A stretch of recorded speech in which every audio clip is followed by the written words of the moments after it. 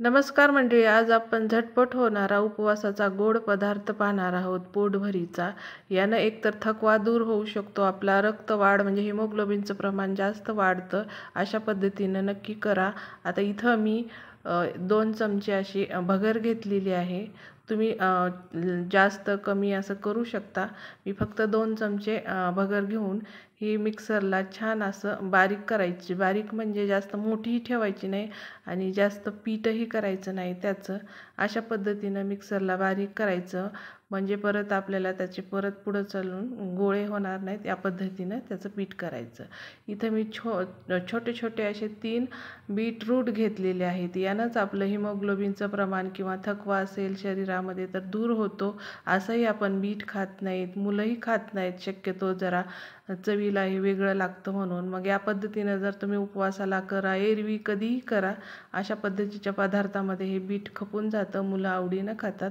इथं आपल्याला बारीक चा किस करायचा आहे, कारण ते शिजवायचं आहे आपल्याला आणि मोठं करायचं नाही, मग ते थोडंसं कचकच लागू शकतं. त्यामुळे बारीक असं किसणीनं किसून घ्यायचं आहे. आणि एक छोटा पॅन घ्यायचा. तुम्हाला जास्त प्रमाणात करायचं असेल तर मोठा जाडबुडाचा घ्या. आता इथे मी 2 चमचे तुपाचे वापरलेले आहेत. तूप आवडीनुसार टाकायचं आहे.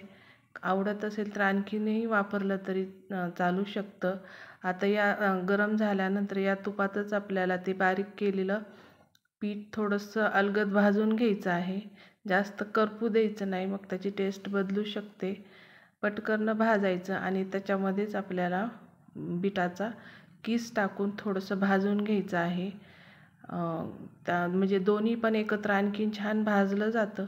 त्यामुळे पीठ हलकंसं भाजल्यासारखं झालं की त्याच्यामध्येच बीटाचा किस पण भाजून घ्यायचा आहे, म्हणजे पीठही करपत नाही आणि बीटाचा किसही आपला छान भाजला जातो आणि दोन्ही एकत्र असे भाजले जातात. आणि जे आपण बारीक केलेलं आहे भगरीचं पीठ, ते पण त्याचे गोळे होत नाहीत. अशा पद्धतीनं दोन्ही मिक्स करून भाजलं तर जे राहिलेले छोटे गोळे असतात ते पण हे मिक्स होऊन जातात आणि सगळं आपल्याला एकसंध मिक्स करून घ्यायचं आहे, म्हणजे गाठी होणार नाहीत.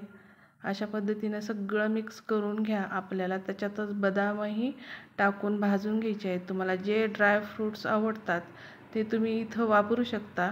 याच्यामध्ये छान भाजले जातात. याच्यामध्येच टाकून घेतल्यामुळे आणि छान चव येते त्याला. असं सगळं एकसंध भाजून घ्यायचं आहे, म्हणजे काय होतं, गाठी होत नाहीत पुढं त्या पिठाच्या आणि बीटही छान शिजल्यासारखा होतो त्या भाजल्यामुळे. त्यामुळे इथं जरा जास्त वेळ बीट भाजून घ्यायचं आहे आपल्याला. आता एवढ्या बीटासाठी मी पाऊण लिटर दूध घेतलेलं आहे आणि दूध इथं पातळ घ्यायचं आहे, कारण बीटाचा किस ह्याच दुधामध्ये शिजवायचा आहे. घट्ट नसेल तरी चालेल, पण पातळ दुधामध्ये बीटाचा किस छानपैकी आणखीन शिजला जातो, मऊ असा शिजला जातो. थोडंसं गॅसची फ्लेम लो करायची आणि त्याच्यामध्ये हे दूध टाकून घ्यायचं आहे आणि छान उकळी येऊ द्यायची आहे. चांगलं शिजवून घ्यायचं आहे हे पीठ आणि किस दोन्ही आपल्याला छान शिजवून घ्यायचं. सतत हलवायचं, कारण भगर खाली चिटकू शकते, त्यामुळे हे सतत हलवावं लागतं, नाहीतर मग करपल्यानंतर सगळं त्याचा करपलेलाचा वास लागू शकतो. छान असं शिजवून घ्यायचं आहे आपल्याला. हे शिजल्यानंतर आपल्याला त्याच्यामध्ये चिमूटभर मीठ आणि वेलची टाकून घ्यायची आहे.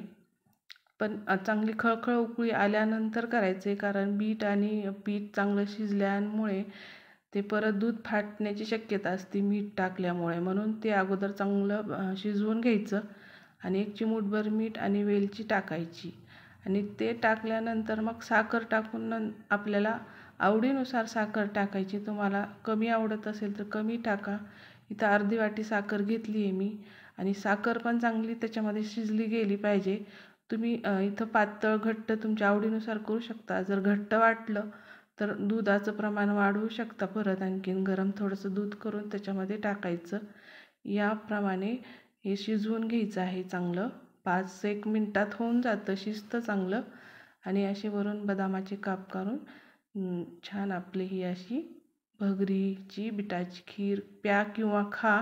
थंडही छान लागते आणि गरम तर सुंदरच लागते. अशा पद्धतीनं उपवासाला नक्की करा.